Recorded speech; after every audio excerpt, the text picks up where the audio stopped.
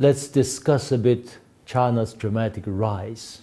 As we all know, China's rise has taken many Western observers by surprise, as China has long been viewed in the West as a dichotomy of a repressive regime clinging to power and a society full of crises led by pro-democracy dissidents bordering on rebellion. This perception has led many China watchers to predict a pessimistic future for the country. The regime would collapse after Tiananmen in 1989. China would follow in the footsteps of the Soviet Union in its breakup. Chaos would engulf China after Deng Xiaoping's death. The prosperity of Hong Kong would fade with its return to China. The explosion of SARS in the year 2002 would be China's Chernobyl. China would fall apart after WTO entry, and chaos would ensue following the US financial crisis a decade ago. Even by the year 2017, last year, many in the West still predicted the inevitable hard landing of the Chinese economy, with all possible negative consequences for the world. Yet, all these forecasts turned out to be miserably wrong, I'm sorry. China did not collapse, but the arguments about China's collapse have collapsed. China now is the world's largest economy in terms of purchasing power parity. China has produced the world's largest middle class, I mean the middle class by American standards, with decent income and properties. China had the world's largest foreign exchange reserves.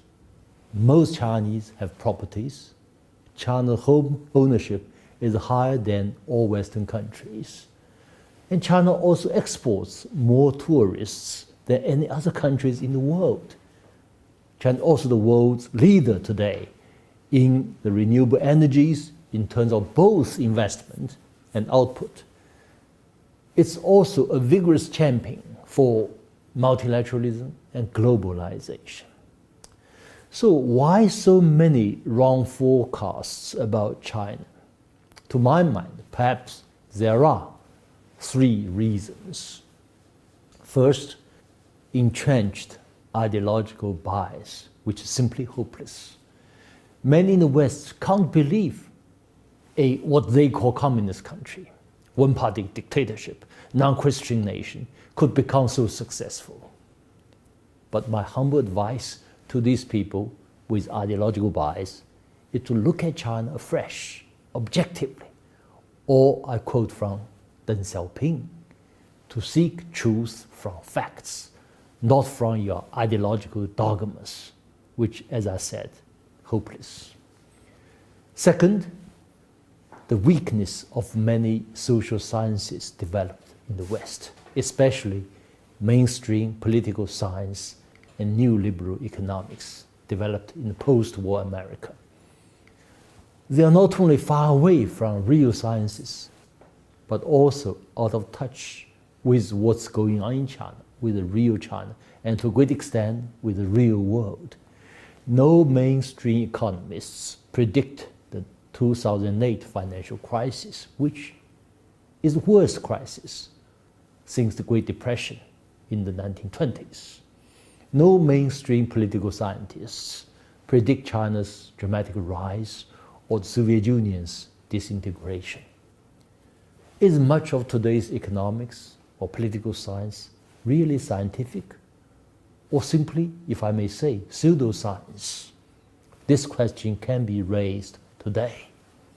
The assumption of rational human being, the discourse on categories borrowed from real sciences, the abstract mathematical models, which are really exclusive of many variables which are so important, all these are the inherent weaknesses in these so-called sciences.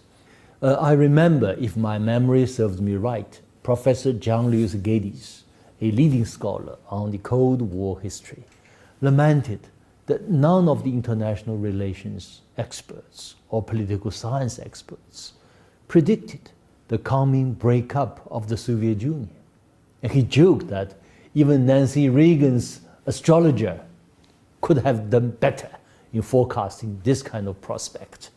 And thirdly, the worst, of course, is the combination of the above two, ideological bias combined with pseudosciences, which is the case with many China watchers or the so-called China experts. Their ideological belief has entrenched their bias, and their pseudosciences and pseudoscience training have made their studies less and less objective, and naturally less and less relevant for China and for the real world. Sometimes I have to wonder why I should care about these problems. Let's leave them in darkness for the coming years and coming decade. So what? Thank you.